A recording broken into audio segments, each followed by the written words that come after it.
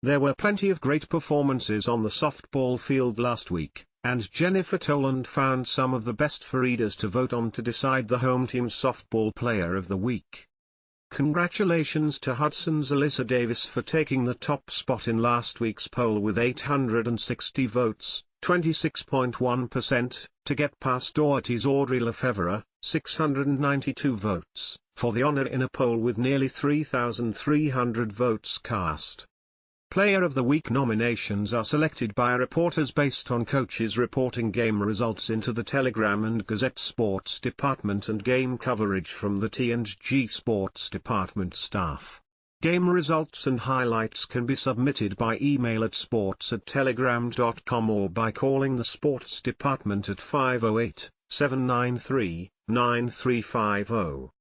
The juniors struck out 9 in a no-hit shutout of Doherty, and had 6 strikeouts in a 3-hit shutout of Westfield and led the Mountaineers to a 3-0 week. In a 1-hit shutout of BMR, the senior had 15 strikeouts, including the 500 of her career, and she followed up with a 14-strikeout performance against Bay Path while leading the Blue Raiders to a 4-0 week. In a win over Southbridge, the freshman pitched a perfect game with 12 strikeouts, and she went 2 for 4 with a home run and 6 RBIs. The senior collected 6 hits, 3 runs and 4 RBIs while leading the Warriors to a pair of wins. The freshman collected 7 hits, including a home run and 3 doubles, to help lead the Pirates to a 4-0 week. The sophomore had 4 hits, including 2 doubles, and 4 RBIs in a win over Doherty. In the Rams' 2 victories, the senior registered 5 hits, including a grand slam, and scored 5 runs.